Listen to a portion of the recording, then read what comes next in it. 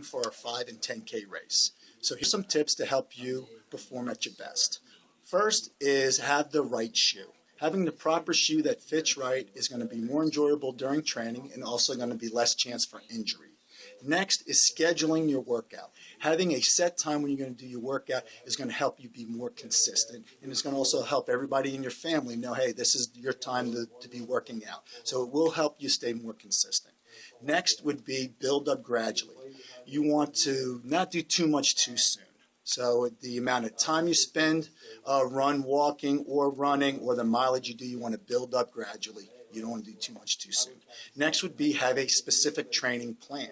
So you want to build a plan that's going to have speed work, you're going to have intervals, you're going to have hill work, you're going to do a long run, and you're going to have easier recovery days. So, and the next would be your recovery. You want to make sure you recover. When you're doing this hard workout, you want to make sure you recover. And recovery could be a day off, or it could also be an easy run. And an easy run would be 2 to 3 minutes slower than what your race pace is going to be. And or just you can have a walk day where that's active recovery. So that's going to help you out.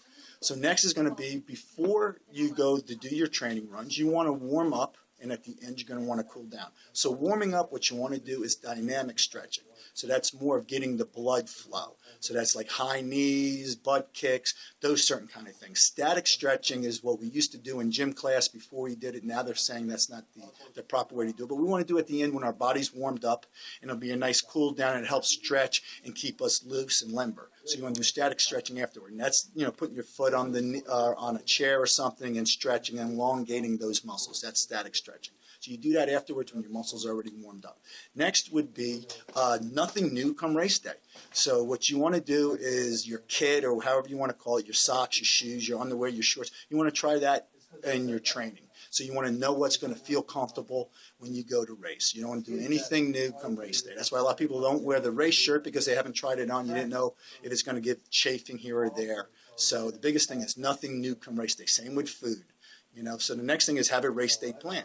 So the dinner or the meal before, the night before the race, you want to make sure it's something that you're used to eating, that you know is going to sit well with you. You want to lay your clothes out the night before. That's great for race day plan. And if you pick up your bib and that stuff, you can put it on, or in your timing chip, you can put that on beforehand. So that way come race morning, you're not stressed and that stuff. The other thing, if you're going out of town or something, know where you're going to park, know how you're going to get there. That kind of stuff takes all the stress out. Now, come race day, what you want to do is make sure you get down there in time to warm up before the race. Because if you're doing a 5 or a 10K, you're going to be sprinting somewhat or running fast. So what you want to do is warm your body up. So you're going to do dynamic stretching again. You're going to go for a light jog. You're going to do something so where you're warmed up. That's why once the gun go off, you can take off. Next is have a mantra. So when those dark last mile or half mile comes, you can repeat something in your head. I know I can, can't stop, won't stop, whatever it is. I'm doing this for mom, whatever it is, and you can practice that during training too, but have a mantra. That way help you through it. The next is trust and believe. Trust and believe in the training that you've been doing. You've been busting your butt for several weeks, several months, training for this race. So believe in what you did and relax. The last thing is have fun. The biggest thing is just enjoy yourself. You can do this. Have a nice mantra. Don't stress over it.